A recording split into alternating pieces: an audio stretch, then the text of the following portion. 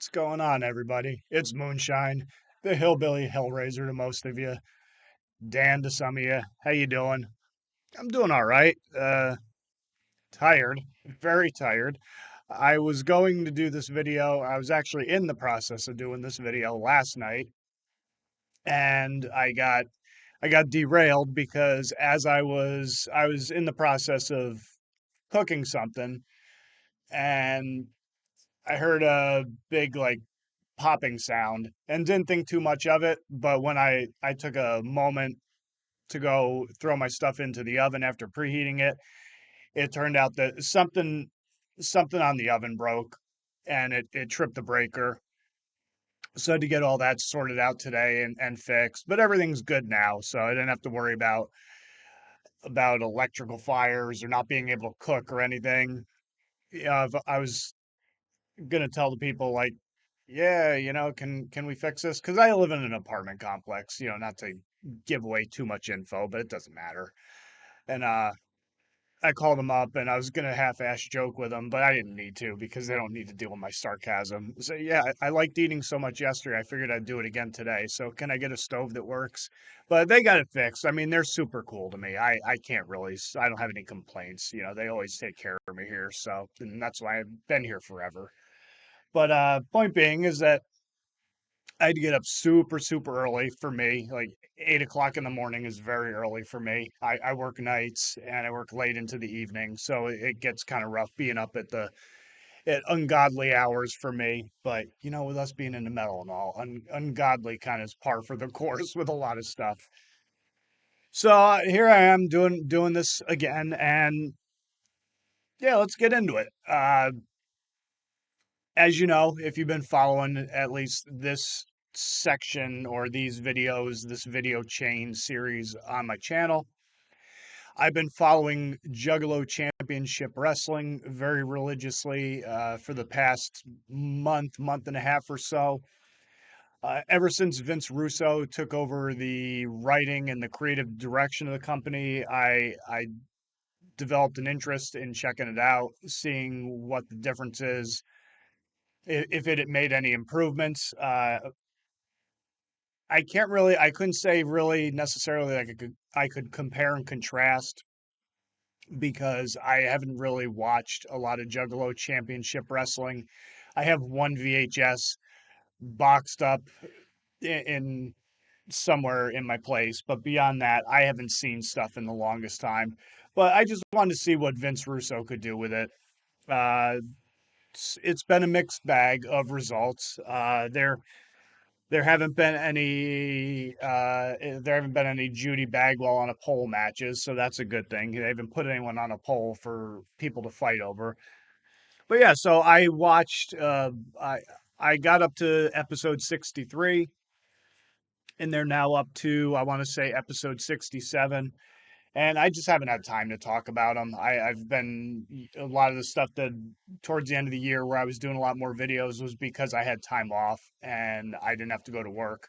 So work kind of throws a monkey wrench into doing this sort of thing because you got to pay the bills, got to go to work. This doesn't make me money. My job makes me money, so I really had to, focus on that, trying to go to the gym, trying to stay healthy, trying not to be all beat up, which, by the way, the foot's actually looking a little bit better. If you watch my Megadeth review, I mentioned how I accidentally stubbed it really bad and it got all black and blue, but fortunately not broken. So I've been icing it and elevating it and all that sort of good stuff. But all that said, um, yeah, let's get into this. So episode 64, I end on 63, which is the last one I watched. It ended with Big Veto. He was in the middle of he finally got cocaine, and he's got him drug testing in the bathroom. The team known as the Outbreak, they do they're zombies. Is the gimmick is that they're zombies. They live a zombie lifestyle for whatever reason that they still I can't find a way that this has been explained how they even how their paths have crossed in the programming in the universe of JCW. But he's petrified of them. He's terrified of them. He's constantly, doing the body of Christ, and doing all that sort of stuff with them. But they appeared and scared the crap out of him, and he spilled the cup of piss all over himself, which was funny. And then the zombies took him into a stall, and they all disappeared. And I don't know where cocaine went. So they start to show off. He's got a big bandage on his neck. And throughout the course of the show, everybody's giving him grief about it, like what happened to him and this, that, and the other thing. It's very weird because you'd think if he got bit by a zombie, he'd turn into a zombie. But I guess, this doesn't matter because it's not only pro wrestling, but it's also Vince Russo booking. So a lot of this stuff tends to defy logic in some respects. And there's certain levels of continuity, especially when you're dealing with a zombie gimmick, that don't really seem to apply. But match wise, they had introduced this guy Beastman, who later in the show they did a promo package for him, a little hype video of him and his work in Japan. He's been wrestling over there quite a bit. A big fat guy and just big gigantic man who dresses like a caveman, chews on a big giant bone, and he's he's a little bit more mobile than some of the other big guy wrestlers there, but not as far as like they've pretty much paired all the. I don't mean to be derisive, but they paired all the fat and kind of out of shape looking guys together that are they're big or they're tall or they're freakish looking. They're part of Jasmine St. Clair, the adult film actress from the '90s, who's most famous for at one point setting a world's record for the most men that she serviced, and then that got beat out by somebody else, and then somebody else beat it out, and then they had the whole Bonnie Blue thing recently, but that we don't have to get into all that. Uh, so they paired all them. They put all them in her group. They call them the Jasmine St. Clair, the St. Clair Monster Corporation, and they open up the show. They have a match with two of their more popular wrestlers in JCW, Ninja Mac and Stephen Flo. I've seen way too much Stephen Flo. This guy was an internet meme up until about a month and a half ago, and now I've seen way more matches than I think I've ever cared to or ever needed to see in my life. But it was a basic like 70-30, 80-20 match in favor of the Monster Corps because they're trying to get these guys over as monster heels, really putting over the size advantage they have over a lot of the people on the roster. And that's what they accomplished here. Flo and Mac got a few things in, a few little flurries of offense, but by and large, it was the basic idea was that the size and strength advantage overwhelmed them. So they got beat. They had some backstage gaga with Vampiro, Vince Russo, and Veto, the three V's, and not really much going on there other than Vito steals the show every time he's on camera. He's just great whenever whatever the situation calls for, he delivers. And he's been probably this will be the theme of most of the videos. He's been the shining star of this entire series. I mean, just does really, really good work. Really kind of came into his own on this program. Not this specific one, but just in JCW in particular. So then they have a match between two of their longtime talent, Caleb Conley and Willie Mack. It was a standard indie match. These guys have been around forever on the indies, so it was pretty much standard fare as far as indie matches go.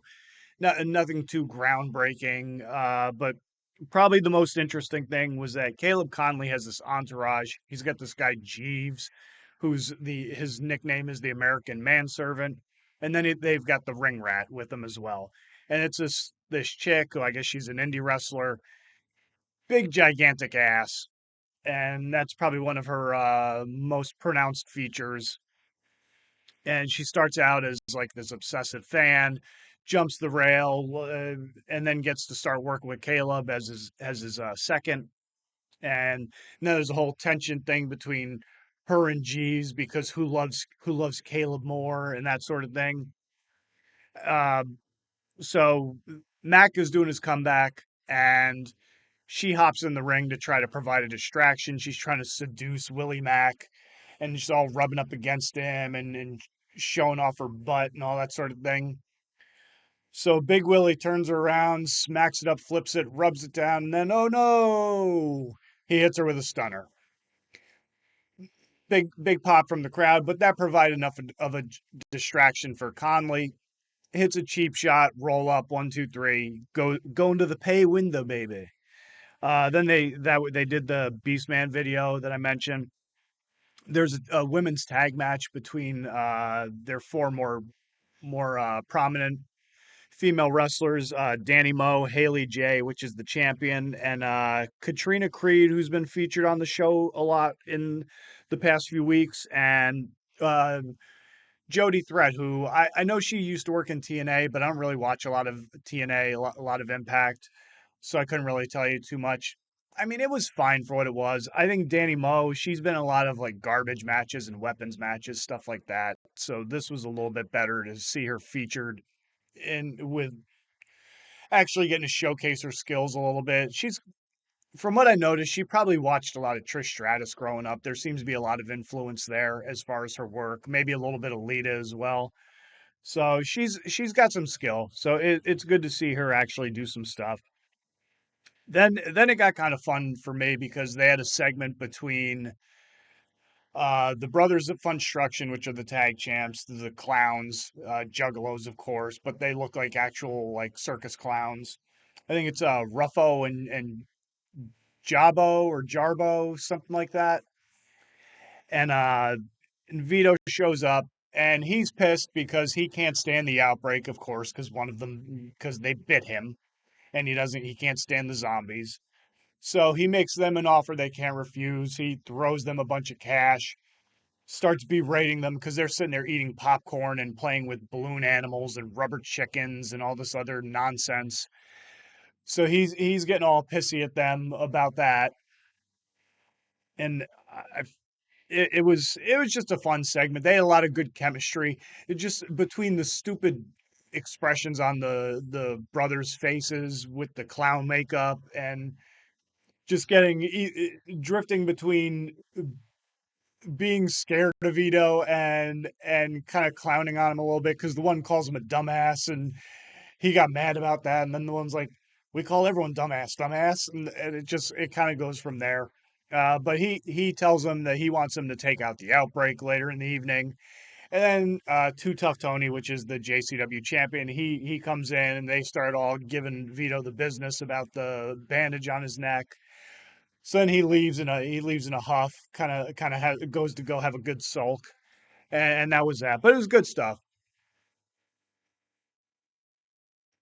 And one of the other themes of the show was that Too Tough Tony's going to defend his title at the end of the show, but he doesn't know against who. He's got a mystery opponent. Get into that in a second. So then the brothers and Outbreak they have a match, and this was really good. It was the second time I want to say I saw the brothers in a match, and I want to say it was outside of a couple like gimmick matches and stuff like that. I really haven't seen a lot of the Outbreak and their work, but both teams had really good chemistry. Lots of good tandem offense from both of them.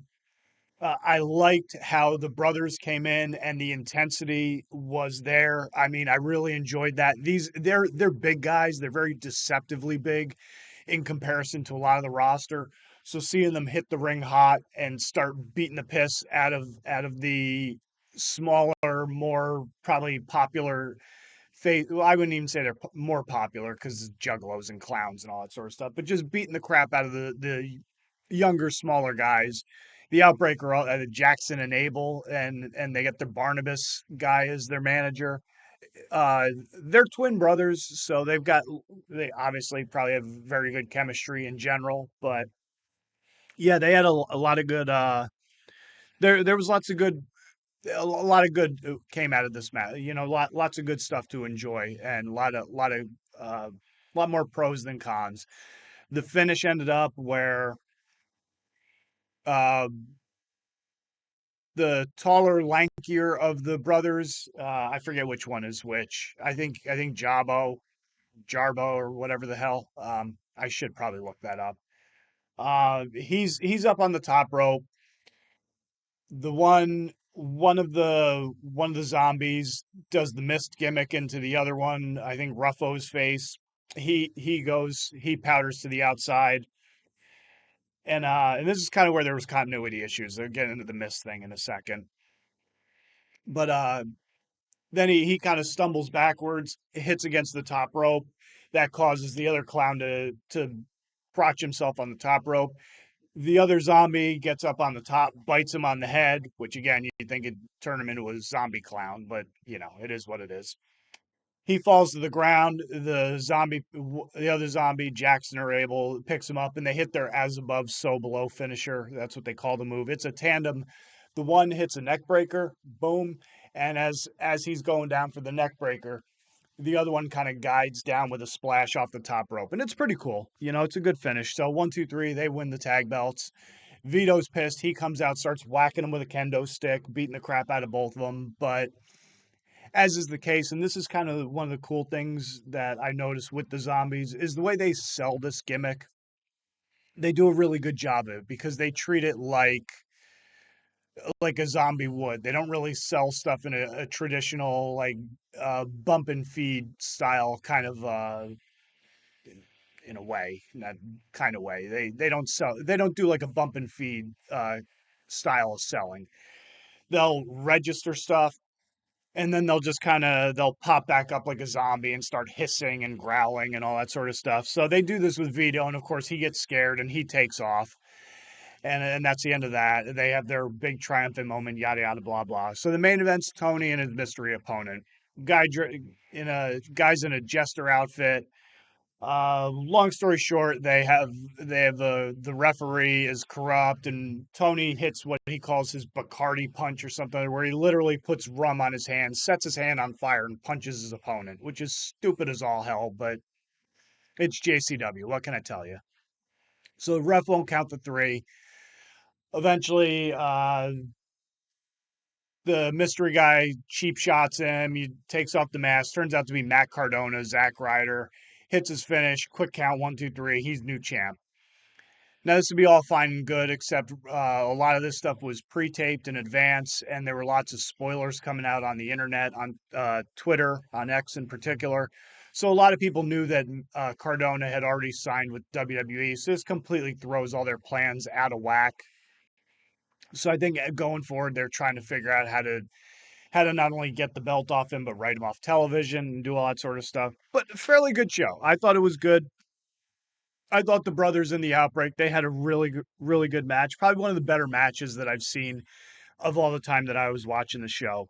So next episode, as far as stuff that happened, they had a return match between them where there was a stipulation where Vito, if the Outbreak won, they got 5 minutes alone with Vito. And again, a very good match. I like the chemistry between the two teams. I like the mannerisms and the selling that the Outbreak do.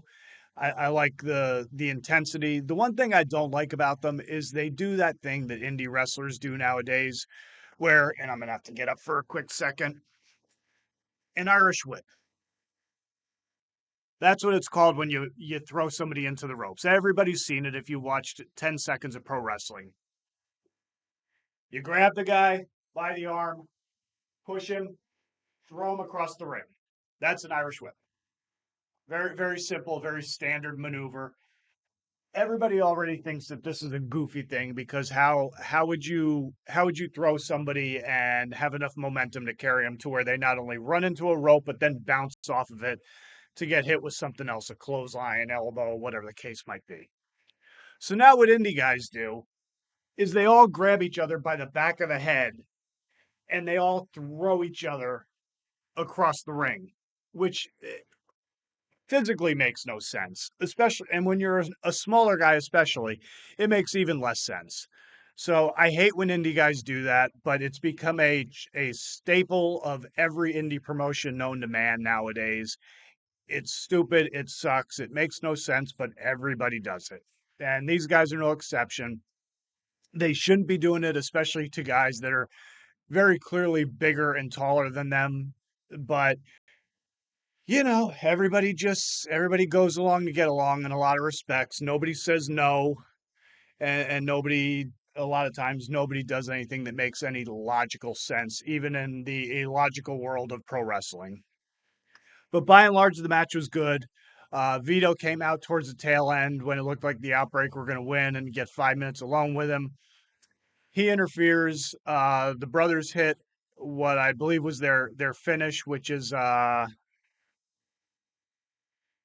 they do a Russian leg sweep big boot combo is their finish. They might not have hit it on this in this match. It might have been a different match that I watched. But they long story short, they go over, get the titles back, they're champs again.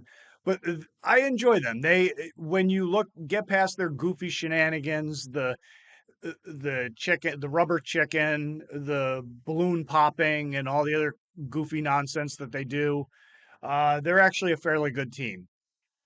They work the gimmick well. That's part of the gimmick, but their actual in-ring work, their mannerisms, their selling, the way that they use their size to their advantage in there, it's good. I think there's some potential there. I don't know how old the guys are, but there's definitely there's a little something there. And I'll try not to go through the entire show because I'll try to keep this as brief as possible. I don't want this to be an hour-long video. They had a scramble match with a rogues gallery of people. A guy by the name of Facade, who's a regular on the Indies, he ended up winning the match. The match was full of cluster bomby spots, dangerous dive spots, meaning that there was only one spot on the outside of the ring that would have been a place where you could safely execute a dive without everybody getting caught up between the rail and the ring. But of course, nobody has any ring awareness, so they're all diving everywhere, and everybody's getting pinned between the guardrail and the ring and each other, and trying not to hit fans. It was just ridiculous. So excuse me. They had a guy who was dressed up like Disco Stew. They had a guy who was flipping a pizza around the entire time. Stephen Flo. Uh, Jeeves, the manservant, was in it, and they had a whole thing where the disco guy grabbed Jeeves at one point. He grabs his arm, and he does this, and then he does that, and then of course Jeeves does that, and then the other four guys get involved, and now they're all doing and it was like, and then the pizza guy's at the end, and he's flipping the pizza up at the end, and it was just ridiculous indie nonsense. I've seen stuff like this in 1,000 different shows. I've had to participate in a couple of them. I hate it all every single time. It just bugs me. But it's a staple of indie matches nowadays. It is what it is. They had a women's match, and it really, for the most part, it just advanced the whole Alice Crowley is the female. She's the booker of the women's division, and she's abusing her power. That's pretty much the main thing that they advance with that. Her battles with Vince Russo, claiming that he's a sexual harasser to her or something or other. But I guess she's a heel, so she will say and do anything to advance her career. So I guess that's the idea there that'll eventually come to a head. They had a match. Vampiro came out and he ordered his sidekick Madman Pondo to fight this guy Mosh Pit Mike, who I guess he doesn't like for some reason or another. It's some old JCW lore, I imagine. And it was just a bloody mess, a literal bloody mess. They were cutting each other with knives and cheese graters, and both guys were bleeding profusely. Pondo tried stabbing a knife through Mike's tongue at one point, and it was just ridiculous nonsense. I think Russo even came out and apologized for it online at one point, saying you'd never see stuff like that again, that it went a little bit over the line. I would imagine that to some degree, because it was a little more violent and bloody than you typically would find on YouTube. I would imagine maybe somebody went to him or to Violent J or somebody and said, "Yeah, maybe not that. Maybe that's a bit much for your live stream or what have you, or your premieres or." But either way, it didn't really do much to. It's I guess advancing some storyline that they have in mind with Vampiro and this Mosh Pit Mike and all these like JCW stalwarts, but I wasn't really all that interested in it, so it didn't really matter to me. Veto got to wrestle. He wrestled cocaine, and he was doing it on behalf of Jasmine St. Clair because that's his guma. And so he gets in there, and Vito's he's leagues above everybody on this show. He's just so good and so talented in every facet. I can't say that enough. And then the match gets thrown out because he pulls out the kendo stick from Jasmine St. Clair has, and he starts whacking cocaine with it. Willie Mack and Too Tough Tony come to the ring to make a save. They run off Vito. They get their hands on Jasmine St. Clair. They're going to give her some hanky spanky. And then Russo comes out, tells them how they've been out of control and suspends the two of them indefinitely and tells them that they have to go sit in the crowd and watch the show from the stands if they want to be involved with JCW. So that's that. Then they had a match that they set up earlier in the show with Vampiro. The main event was Ken Anderson, formerly Ken Kennedy, and James Storm.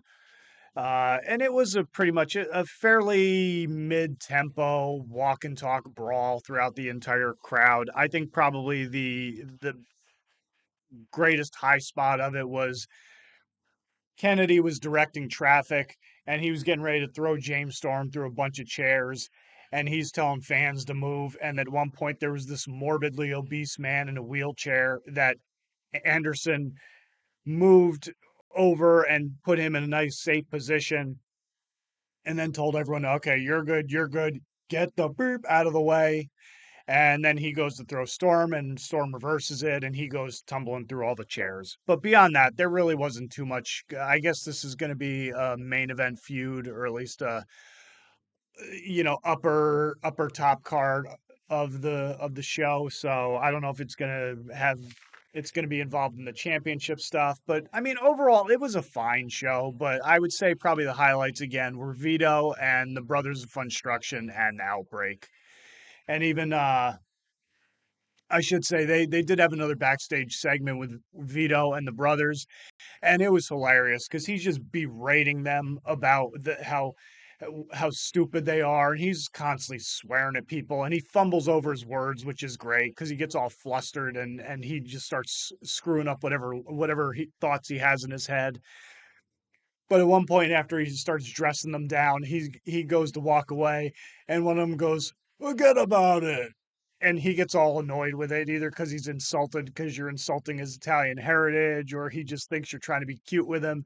And he turns around to say that again, say forget about it again. And the one's just with the stupid makeup and the facial expressions. It was funny to me. It just made me laugh. So then the next show, which was episode 66, starts out with a brawl between Storm and Anderson. They're picking up where they left off. Not really much to talk about there. It was just a brawl through the crowd. Uh, the opener was Jeeves, the manservant, versus Stephen Flo. Uh, Basically a match to give Stephen Flo a notch in the win column. I think that was pretty much all they advanced there. I mean, Flo's all right. I mean, he's not a terrible wrestler and he works the gimmick well. It's just I don't know.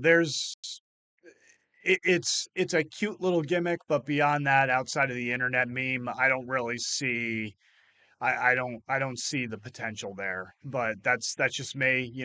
Everything is subjective. Art is a subjective thing. So what's good for me, what I like, doesn't necessarily translate to what you like.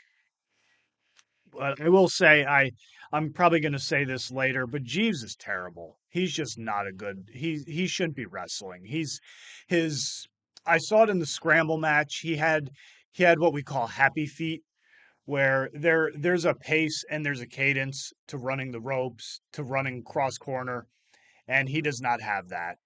I once watched it with my tag partner, and it was one of the funniest things I've ever seen in my life. It's one of the greatest laughs I've ever had. I was watching our match back one night, and to watch him, where typically when you're again, I'll get up a little bit. Be Coach Dan, Coach Moonshine here. It should be a 1, 2, 3. 1, 2, hit the ropes. 1, 2, hit the ropes. 1, 2, hit the corner. 1, 2, hit the corner. Hopefully you can hear me saying that. I'm trying to be careful because my foot is still a little jacked up. But Tom, my old partner, and Jeeves do the same thing. They like and then do whatever, and it throws off your timing, it throws off the momentum, everything, all the cadence, the pacing, everything gets thrown off if you're not doing things correctly. And he doesn't do things correctly. Somebody should really tell him to either go work on that or maybe burn his boots, one or the other. I'm not sure which would be better. Uh, then they had a tag match with the Monster Corps and the Brothers of Funstruction. There was an overarching backstage Gaga segment where Barnabas was upset about his team getting screwed out of the tag titles. I do believe I mentioned that Veto got involved in the last show. Uh, he ended up whacking somebody with something or other, and that's what caused the outbreak to lose the titles. They oh yeah, and that was part of the continuity thing. That's sorry, my stupid brain. Um, the corrupt referee was reffing the match. They had a ref bump, and then Vito brings out the corrupt referee. He gets involved. The referee does the quick count 1, 2, 3. They lose the match. So the outbreak get pissed, and one of them spits the mist into the referee's face. Now, apparently, this is supposed to be some sort of death mist, and Barnabas, their manager, is the only one who has the antidote for it. Well, the week before, he didn't. You don't see him give the antidote to the brothers, to one of the clowns. So this guy's just laying there motionless and they have to cart him off. And so I don't know, does he become a zombie? Is he dead now? What's the deal? But the same thing that happened with the clown. So why is he not laying in a pool of his own cotton candy and buttered popcorn filled mess? I don't know. It doesn't make sense.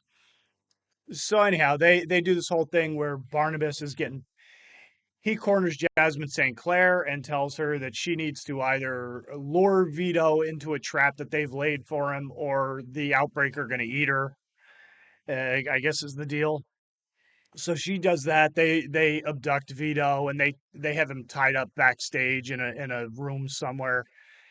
And so the monsters are without their manager. So there's all this miscommunication and misdirection. They're constantly tripping over each other's dicks and that's the theme of the match. And at one point, the brothers get the advantage while all these guys are bouncing all their flab into one another and fighting with each other. The brothers get on opposite corners, I should say. Drop kick two of the big guys and they have like a big just freaking cellulitis sandwich. One falls the outside, the other one stumbles the other way. The third one gets hit with the finish that they have, the big boot Russian leg sweep combo. 1, 2, 3, brothers retain the belts. And then they're all fighting with each other. And then eventually Willie Mack and Tony come out and they start beating the crap out of them with chairs, which doesn't make sense to me because if they've been suspended and they hop the rail and start beating the crap out of people, then why did they not get thrown out of the building? Why didn't they get arrested? They're not active on the roster. Why didn't they get fired right there? Didn't make any sense, and they didn't address it this most recent episode. So I don't know what's going on there. Then they had a dog collar match with Big Al, Alice Crowley, and Haley J, which is their women's champ. Made no sense other than advance the whole abuse of power thing that they're doing with Alice Crowley. And apparently it was all set in motion because somebody crapped in Alice Crowley's bag and it turned out to be the other one's dog. And that was the impetus for this match. Uh, then they did a first. It was the first of a 2 out of 3 series. I'm going to refer to it as the Ninja series because Ninja Mac, who is their American champion, and Facade, who calls himself the Neon Ninja, both are Ninja Whoop Whoop JCW fan favorites. standard indie flippy dippy match. Very talented guys. Ninja Mac got the win with like some sort of like Phoenix splash of some sort that he did.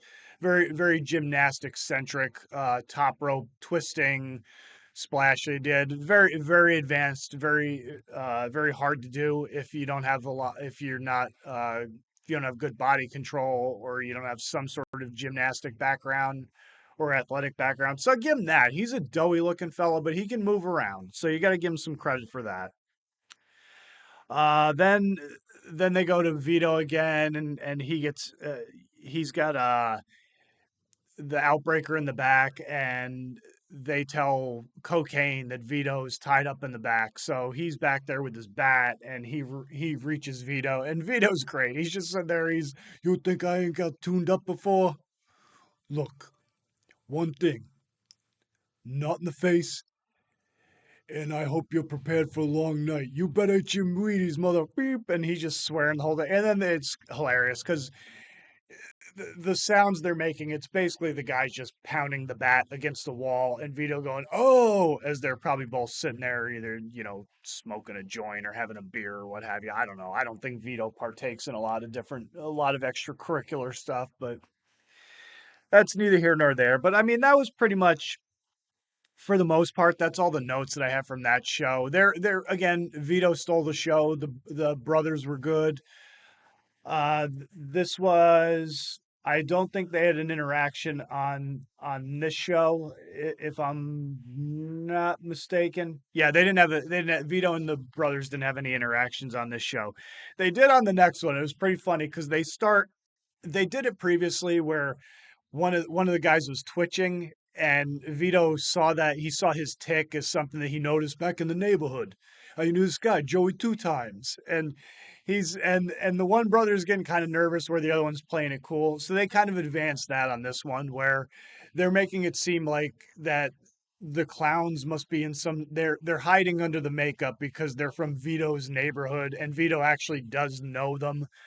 So he's going through their bag and they've got an Italian shirt and, oh, it says Italian. I'm Italian. I'm Vito from the neighborhood. And so then the one brother's like, oh no, he knows. He knows. He's like, you don't know shit. And just so I guess they're kind of advanced in that one. But when he's talking to them and getting all pissed because of the popcorn and the twitching and all the stuff that he can't handle because he can't handle Juggalo Championship Wrestling, it's all too much sensory overload and his brain is glitching out from all of it because it's all clowns and he's all business, so he doesn't get it. But one of them goes to shake the one's hand and he's walking away and he's got the gimmick scarf thing happening and they're both having a good laugh about it and he was not amused. So he told them that he wanted their credit card by the end of the night because they were buying him dinner.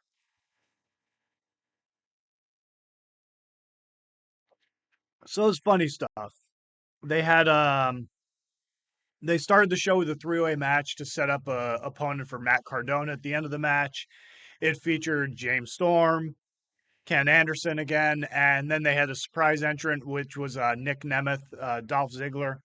It was a decent match, It was fine, three veterans that know how to get it done in the ring, and have the stuff make sense. And Nick, he hit something. He got thrown out of the match, so they could set it up to kind of advance the thing between Anderson and Storm.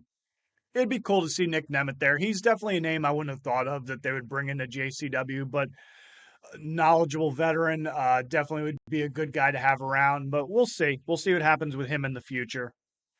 They did a second match in the Ninja Series. Facade, again, lots of athletic flippy dippy stuff. Facade ended up winning with his finish and pushed it to the third and final match of the series. They had a backstage thing with Vince Russo where he met Mr. 50s Miles Clark, which is, if you're not familiar with him, Drake Younger. He used to be in CZW back in the day. He ended up getting a job with WWE, and he was a referee in NXT. He was he was Drake something or other. I forget what his name was in WWE when he was with NXT. but he was also somebody that was starting to get a little more backstage influence. Fun fact: he was actually trying to get my old tag partner Mike and his partner Brian when they were the Dirty Blondes. He was trying to get them jobs with NXT, but they had some contractual obligations with MLW Major League Wrestling, so they couldn't do it, which sucked because I would have, personally speaking, I would have much rather seen them in NXT or Impact rather than being stuck in MLW. I just thought that they were going nowhere fast with that one, and I think as time and history had proved out that that was the case.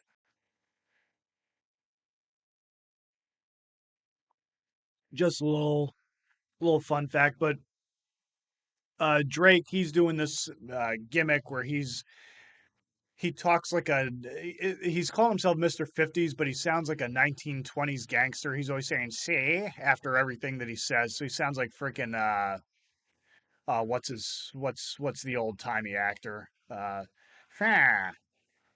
I talk like the guy from the Bugs Bunny cartoon. See." Oh, I can't remember what his name is. It'll come to me once I turn this off. But he ends up he's trying to put over the benefits of having Mr. 50s in JCW during the Vince Russo era. Decent promo. He kind of flubbed it up a little bit. Some of it didn't make a little too much sense, but it is what it is. It was a lot better than what some people do.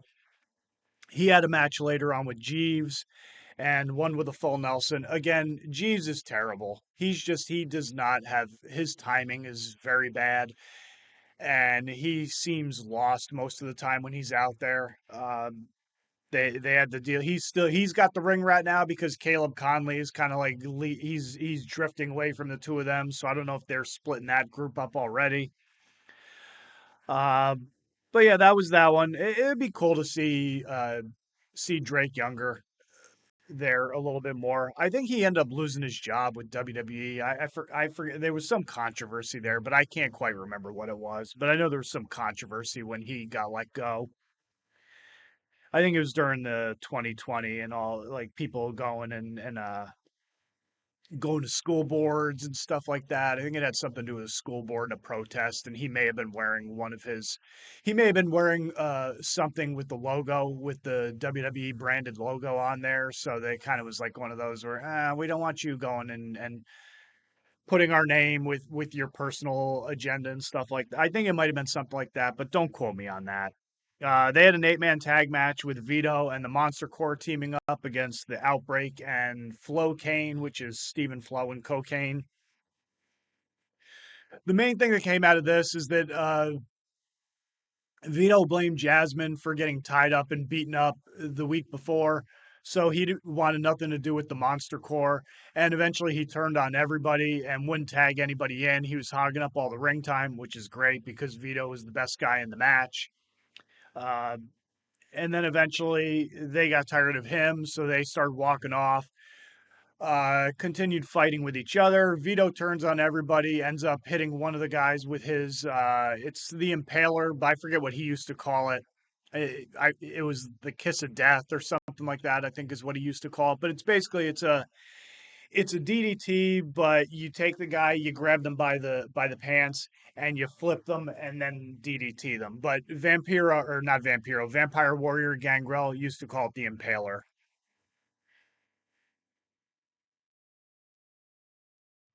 So So that was that. And then the main event was Matt Cardona, James Storm. I really wasn't paying any attention to that because no offense to guys, but I really didn't care too much about it. And especially like I'm saying, if Matt Cardona's gone, there's really no reason to get invested into any more of his appearances on the show because it's just a transitory thing until they have somebody who's going to sit at the top of the card as the standard bearer of the company. And all throughout these things, they did a bunch of stuff with Violent J, doing all these vignettes throughout the show, I guess plotting his return. Lots more with Big Alice Crowley and her issues with Vince Russo, claiming that she's got untoward pics of him that he's sent to her and all this sort of stuff.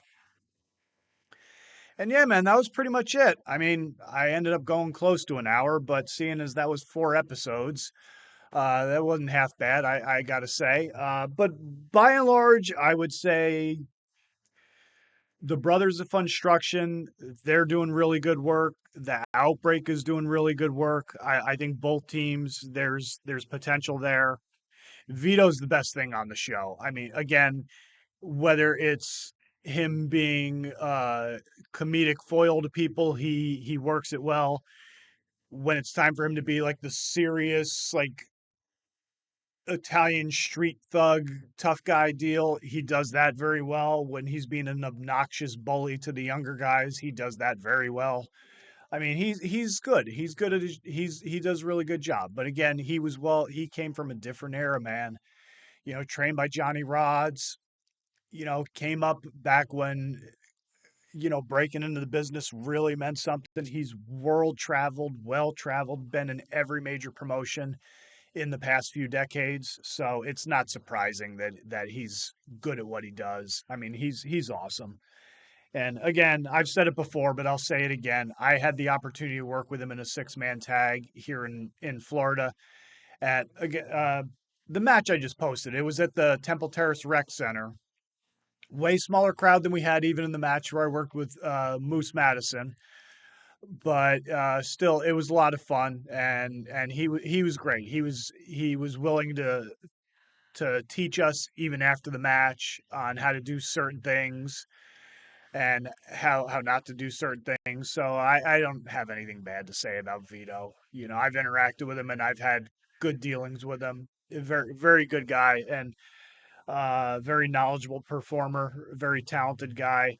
So he's an asset to say the least in the company. And yeah, beyond that, I mean, most of the other stuff, they're fine for what they do, but there's some garbage. There's still it'd be nice to seeing after all these pre-taped things are done, see how the show evolves going from there. But yeah, man, that's my info dump as far as JCW. Now we're all caught up to speed, or at least you're caught up to speed with what I've been thinking of it. I've still been watching it. I've been checking it out every Thursday. There's a show called TWRP, Miscellaneous is the name of the show. It's short for Technical Work Rate Productions. They have two channels. And on Thursday nights, the TWRP Miscellaneous, they do a live stream where they chat it. They're the guys, they're the Juggalos where I thought initially, I thought they were glazing the show a little bit too heavily. And I think probably in a lot of ways they probably still are, just because they are Juggalos. And I know they're brothers, and the one said that he's got the Hatchet Man tattooed on him. So it's not surprising that they would go out of their way to be over uh, overwhelmingly enthusiastic and optimistic about the product. Where I don't know, at least within my case, I think that I can step back from it a little bit and just look at it a little bit more analytically, try to look at it from a wrestler's perspective. I know there are guys in the field that wrestlers shouldn't be bookers and that sort of thing. But again, I said it once, I'll say it again. Try telling that to Bill Watts, Kevin Sullivan, Dusty Rhodes, Pat Patterson. The list could go on and on and on. Eddie Graham, all those guys were wrestlers before they were bookers, and they've put out some of the uh, finest and most classic moments in pro wrestling history. So it's I don't know. I have a hard time subscribing to that philosophy. But yeah, but go check those guys out. They're kind of funny. They do a news show on Sundays, and it's amusing to watch them either roast or chat up the events of the week. I know there was this past week Moose, which is not Moose Madison, but the actual Moose, TNA wrestler. He got himself in a little bit of a firestorm because he put a tweet out. He posted a message on Twitter telling people basically that if you're not in the pro wrestling industry, you don't have a right to criticize pro wrestling. And well, I kind of look at it like, well, hey, I was in pro wrestling. I guess I can do that. I don't necessarily have a podcast. And that seemed to be who he was complaining about. But I don't know. People are allowed to their opinions. You don't have to listen to all of them, but that's become kind of a common theme in wrestling as of late, is with it being the digital age and everybody having access to webcams and microphones, laptops, and the ability to transmit their opinions almost instantaneously. I think it's hard for sometimes for pro wrestlers in the pro wrestling industry to fully embrace that, with it being traditionally a business shrouded in mystery and secrecy. It's kind of hard for the business as a whole to be opened up that wide, and for the fans to have so much access, and for the ability for them to, they go beyond the stage of just sitting in the crowd going, you suck or you rule or anything like that. Now they're telling you, well, actually, I think maybe if you did this way and blah, blah, blah. And sometimes people they can't handle that. So he went with the whole, well, if you're not in the industry, you shouldn't have a right to talk, or if you haven't worked at the highest levels of the industry, then you have no business criticizing. And it's like, well, no, they're fans. They're the ones buying the product. They are the consumer. If they have a problem with if they see something that they would like to see improved, then you don't necessarily have to agree with it. But if you're listening to it, don't completely dismiss it outright just because it's a fan and they have no business talking to me that way. Who have they ever beat? Well, nobody, and neither have you. So stop it. So that's kind of my opinion on that one. And I guess probably I would fall into the category of I don't deserve an opinion because I haven't worked at the highest levels of the industry. But it's like, you know what? Not everybody does. Moose of all people should know that not everybody gets the ability to walk that aisle and walk it at the highest levels. And if you're honestly saying that, at the highest levels, that's few and far between. I mean, how do you define highest level? Working WWE and main eventing WrestleMania, so there's like a small handful of people in the past few decades that could criticize you, and most of them are dead. So I don't know. I don't know how that works. So it was stupid. Long story short, it was a stupid thing to put out there, but I think sometimes he's got a bad habit of posting stupidity, or as the kids like to say nowadays, posting his L's online. But that was that. And then other than that, I think there wasn't a lot that's happened since the last time I discussed any wrestling related stuff. I think Drew McIntyre's champ in one of the WWE brands. Good for him. Drew, I've had interactions with him outside of the wrestling business, and he was cool enough. He was definitely, when I met him, he was I think he was probably at a low point in his career where he really wasn't, he hadn't reached his potential. He hadn't gone, I don't think he was taking it as seriously as he should have. And then I think getting fired, he started taking it serious, and that's when things started clicking, and then that's what helped him to evolve into the talent that he is today. So, but I met him way back then when I think it was kind of one of those deals where I just kind of looked at him and was like, bro, and I'm not just saying this with hindsight being, 2020 or anything like that. It was just kind of one of those deals. Like I was just kind of looked at him like, bro, what are you doing? You're just like, you're wasting your potential right now. I mean, you should be way higher than you are right now, and you're not. And it seems like you're just kind of like stuff like this. This is why you're I sense this might be why you're in the predicament that you're in. But anyhow, so that's just my, that's all I got to say about that as well. And other than that, I can't really think of too much. So yeah, that's my recap. I'm sorry it took so long, but almost an hour long. I mean, if you watch it, cool. If not, you're watching little bits and pieces or chunks. If you want to clip it out and share the dumb or the good stuff, that feel free. I don't care. But yeah, man, that's what I got for you. So this is Dan. This has been Moonshine Talking. Everybody have a good one. Take it easy. And as always, stay sick, stay heavy, stay brutal. Always tuck your chin upon impact. And don't forget to breathe. Keep head banging and iron slanging. Take it easy. I don't know what I'm doing on my next video, but it'll probably be a review of some sort. I think I'm probably going to do a double review. I think I'm probably going to do Dying Victims Productions just put out 2 new albums. One by Barbarian, Reek of God, which I was looking forward to, and then one by a band called Karloff, who I just listened to and really enjoyed that. So I'm probably going to do that, but I think I want to pick up at least the digital versions first so I can play little clips of it because they're very good. And dying victims, their stuff is very expensive when you're getting it directly from them just because it comes from Germany. So, at least on the Bandcamp side of things. So, I usually wait till their US distributors get stuff in, and it takes a minute for them to get stuff in. So, I might do like when I have time, I might, if I have the ability, I might do like a big, large dying victims. I might buy a bunch of stuff from the distributor and then just kind of stock up on that. And who knows? Maybe I'll show that stuff off. But anyhow, that's all I got for you, everyone. All right, take it easy, and I'll catch you on the next one. Later.